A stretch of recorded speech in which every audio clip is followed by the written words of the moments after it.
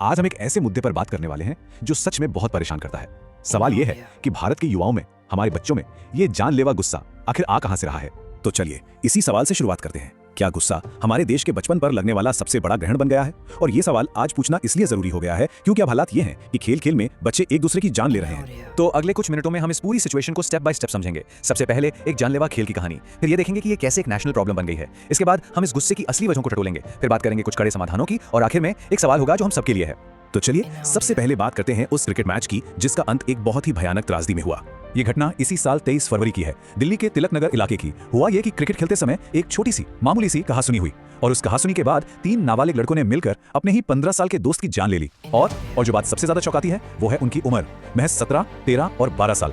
उस लड़के के परिवार का दर्द इन शब्दों से समझा जा सकता है। वो कहते हैं 2 बच्चे घर पर बुलाने आए थे, पता नहीं कहां ले जाकर उसे मार दिया। सोचिए ये सब कितना अचानक हुआ होगा, किसी को यकीन भी नहीं हुआ होगा। अब जरा देखिए कि ये सब कुछ कितनी तेजी से हुआ। पहले क्रिकेट के दौरान बहस हुई, ठीक है ये तो होता रहता है, फिर वो लड़का अपने घर चला गया, लेकिन बात यहीं खत्म नहीं हुई। असल में कहानी यहीं से शुरू हुई। बाकी लड़के उसे घर से बुलाकर ले गए और फिर उस पर जानलेवा हमला कर दिया। मतलब एक छोटा सा झगड़ा और उसका नतीजा मौत। तो अब इस एक घटना से आगे बढ़ते हैं और जरा बड़ी तस्वीर को देखते हैं कि कैसे ये सिर्फ एक लड़के की कहानी नहीं बल्कि पूरे देश के लिए एक अलार्म है।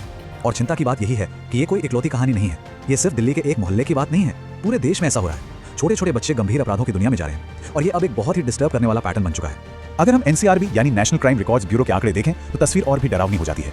साल 2022 में नाबालिगों से जुड़े 37,780 मामले दर्ज हुए। जरा इस नंबर के बारे में सोचिए। इसका मतलब है हर दिन 100 से ज्यादा मामले, मतलब हर घंटे लगभग 4 ऐसे अपराध जिनमें बच्चे शामिल थे। और ये ट्रेंड रुक नहीं रहा है बल्कि बढ़ता ही जा रहा है। आप इस चार्ट में साफ साफ देख सकते हैं 2022 के बाद 2023 में ये आंकड़ा 40,000 को भी पार कर गया।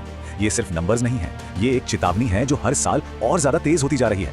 अब इस प्रॉब्लम का स्केल समझने के लिए ये जानना भी बहुत जरूरी है कि हमारे देश में कुल 43 करोड़ 66 लाख से भी ज्यादा बच्चे हैं। सोचिए इतनी बड़ी आबादी का अगर एक छोटा सा हिस्सा भी हिंसक और इतना गुस्सैल हो जाए तो हमारे देश का भविष्य आखिर किस तरफ जाएगा। तो ठीक है ये सब हो रहा है, लेकिन अगला बड़ा सवाल ये है कि आखिर ऐसा हो क्यों रहा है? इन आंकड़ों के पीछे की असली वजह क्या है? ये गुस्सा, इसकी जड़ें कहाँ हैं? यही आज का सबसे बड़ा सवाल है कि हमारे बच्चों में इतना ज्यादा, इतना गहरा गुस्सा आखिर आ कहां से रहा है कि वो किसी की जान लेने से पहले एक बार भी नहीं सोचते।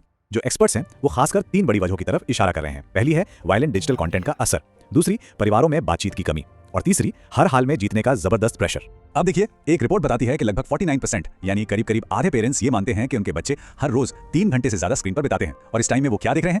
अक्सर वायलेंट गेम्स और वेब सीरीज जो धीरे धीरे उनके दिमाग में हिंसा को नॉर्मल बना देती हैं। और इस डिजिटल दुनिया के प्रेशर के साथ साथ असल दुनिया का प्रेशर भी है।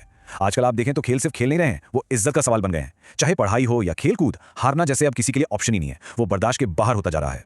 अब क्योंकि ये समस्या इतनी गंभीर हो चुकी है तो जाहिर है कि कुछ बड़े और कड़े समाधानों पर भी बात शुरू हो गई है। एक बड़ी बहस छिड़ चुकी है।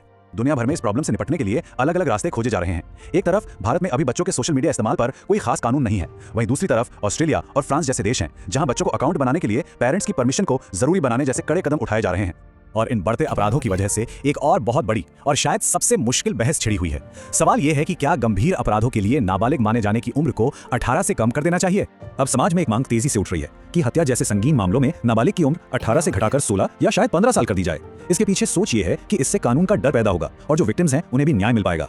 और आखिर में ये सारी बातें हमें एक ऐसे सवाल के सामने लाके खड़ा कर देती हैं जहां हमें एक समाज के तौर पर अपनी जिम्मेदारी के बारे में सोचना ही होगा।